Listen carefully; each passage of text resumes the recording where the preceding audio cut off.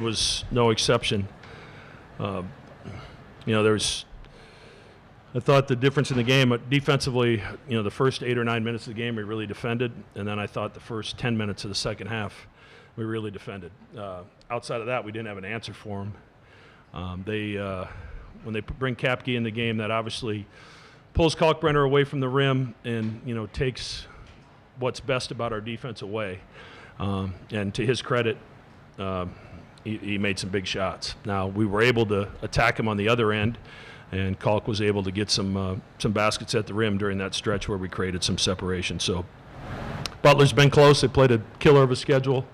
Thad does an unbelievable job. They've just been on the wrong end of a lot of close games, and you do this long enough, that happens, and we're really fortunate to come in here and get a victory. Questions? As you're trying to build toward the last half of the season, how important was it to finally get that road win? Yeah, we didn't play well at all against Georgetown, and they had a lot to do with that. And we played okay at Marquette. We gave ourselves a chance in the last 5 minutes. We had a couple opportunities to cut it to 2. Missed some shots around the rim.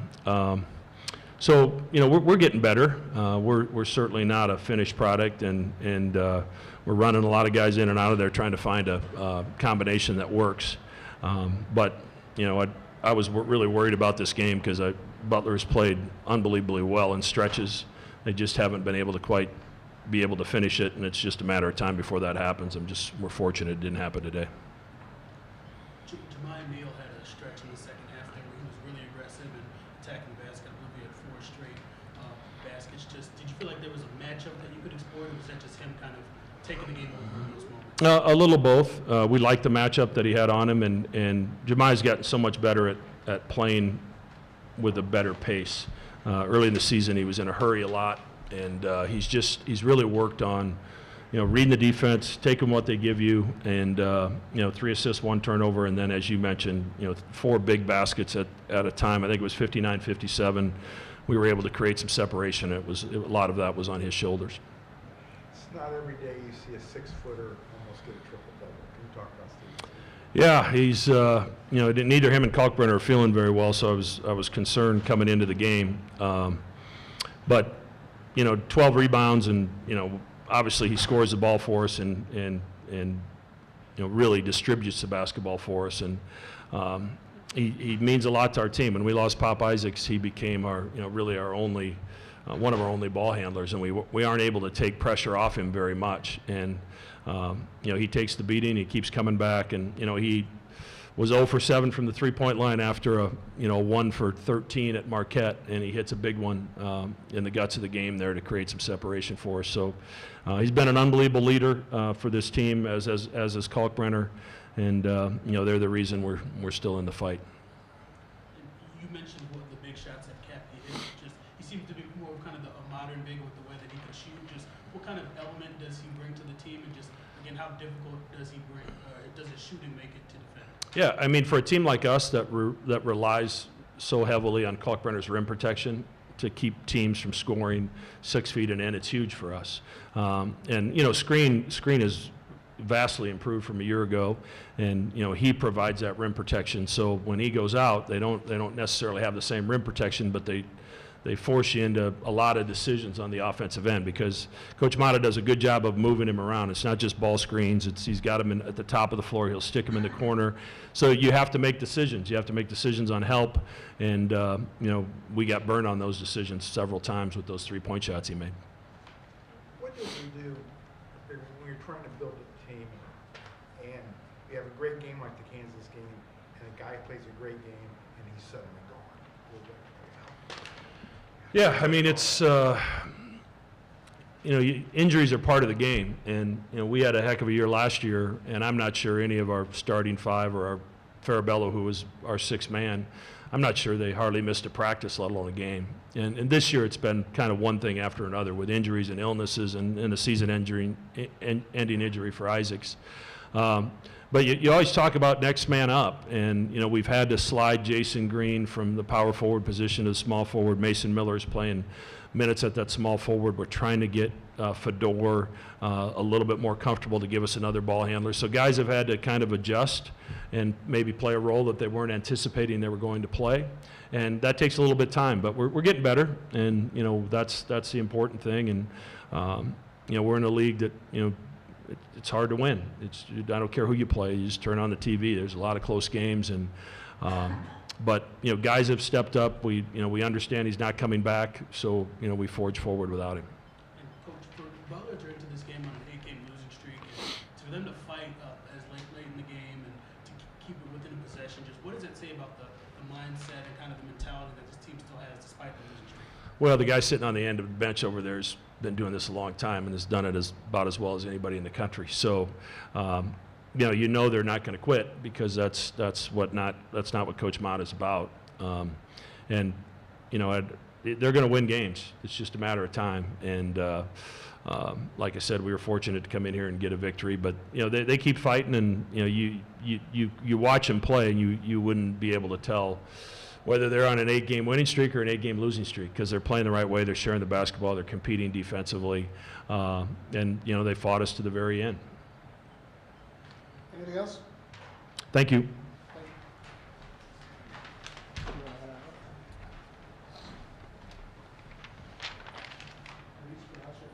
Yes, you can take it.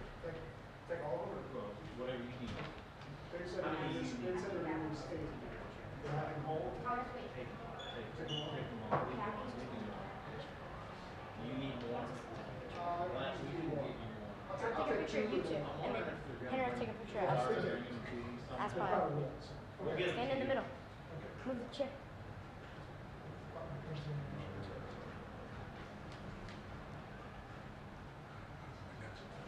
Oh, thank you. Here. You got it. All right.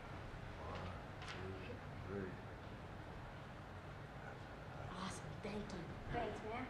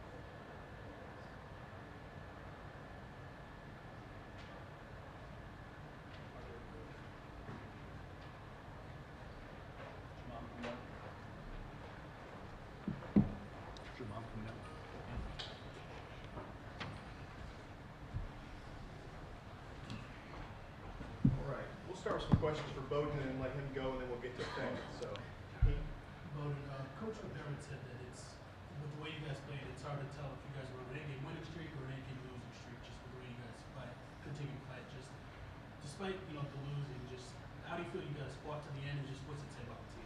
I mean, I think it shows how we're keeping our energy and our positivity, connectivity throughout this whole season. It's going to keep staying that way. We're going to bring it every game. We're going to get over the hump for sure. And I know you had a tough defensive assignment with Butler, but just how did you feel you were able to affect the game offensively? You hit a couple big shots, and it seems to be that you're shooting with a lot of confidence right now. Yeah, I mean, my teammates and coaching staff has instilled a bunch of confidence in me, so that's been really helpful. And defensively, you are put in some bad spots at times, some big dunks on you, but you continue to contest shots at the rim. Just that takes a certain amount of confidence as well to continue to protect the rim over and over again. Just why do you take that responsibility so seriously in rim protection? Well, I think it shows energy. I mean, if I'm not making that play, it's just showing that I'm lacking energy, and I don't want to make the best effort. And I think that I pride myself on having the best effort every single time, every single play. So that's the reason, honestly. And the kind of the two-man game you have with Finley, I know you guys were able to play in the 3-on-3 tournaments over the summer. Just how do you guys kind of have that chemistry on the court, and how did that help in second unit? Yeah, I mean, I love playing with Finn. He's my guy, and like you said, when we play in 3-on-3, I think it was definitely seen when we came back. We were just playing with a different speed, different level of chemistry. But it's just he's my guy. I lived with him. We do everything together, so I think it really helps. thanks, Bowden. Thank you.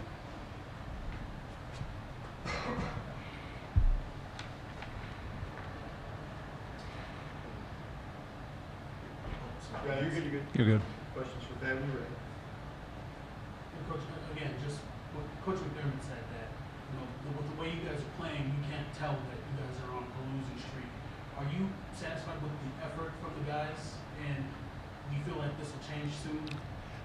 I hope. I do. I think the guys, and I've said this. They've been good. Tonight we made some mistakes, and Creighton made us. That's what really good teams do. They make you pay for it. I mean, credit to them. And there were some things that we felt like they had to do to beat us, and they did. We had a bad stretch. We had 3 wide open threes there, and none of them go down, and theirs were going down. And Copeland going 3 for 5 today. I told the new coaches, I said, no, he always makes them against us, it seems like. But that's the hard part when you've got a great point guard and a great center, and they get in that two-man game. You got to sort of pick your poison, and he hit a couple shots, and Ashworth was Ashworth. I mean, but we just, they got us first half. We screwed up a couple assignments. Second half we gave them a 3 because we didn't see it coming on the ISO, and we talked about it. But we just got to keep coaching. We got to keep teaching, and find a way. And like I've said all along, this team doesn't need anybody to play great. Just guys got to play good. And speaking of playing good, Coach McDermott also said that Bowden brings a different element to the game with his perimeter shooting that brings Copeland away from the paint.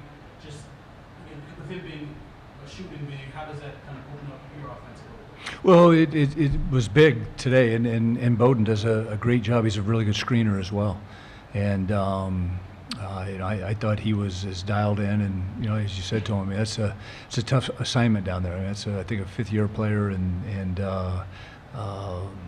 we couldn't get a shot off in the paint. He had 6 block shots today, and but we had some offensive possessions today that I was a lot of offensive possessions that I was very pleased with. That was a big focus coming out of Wednesday night's game, and I thought our offense took a step in the right direction in terms of we've got to score more points, and obviously tonight 76. I told him I wanted 80, and Creighton got it. We didn't. And do you feel like Finley is kind of finding his role with the second unit as well? I mean, obviously there's already that chemistry with Bowden, and it seems like him and Landon are kind of giving you guys quality minutes. Yeah, no, it's You know, our plan today was we were going to run guys in and out and try to catch breaks whenever we could to rest, you know, Ja, Patrick, and Pierre, because they're logging so many minutes, and the more that we can give those guys quick blows, I think it helps us down the stretch. And how is Ja? I mean, I know he tweaked his back, and then he's been dealing with the ankle. Just again, he logged so many minutes. Just he seems to have the toughness of a warrior. He's the ultimate warrior. I mean, he hasn't practiced in a month. I mean, he doesn't practice. He just plays in games, and which has been hard. It's been hard on our team, but you know, we need him in the games, and you know, just trying to get him as right as we possibly can. Back, it seemed like early on in the first half, they were getting up and down a lot. Transition defense was kind of struggling there. Did you make any kind of corrections for that? 'Cause it seemed like later in the game that kind of went away. Yeah, you know, it's funny because that's the Creighton does a million things well, but that's the number one thing when you're playing Creighton you're worried about is the transition. And those were a couple of the mistakes I was talking about. They got 2 layups and hit a 3 in transition, 23 or whatever his number is. You know, and those are the things that you can't give Creighton easy ones. And we told our guys we want to see their half-court offense, and when we did that, I thought we were decently effective. That was good. Thank you. All right, thank you.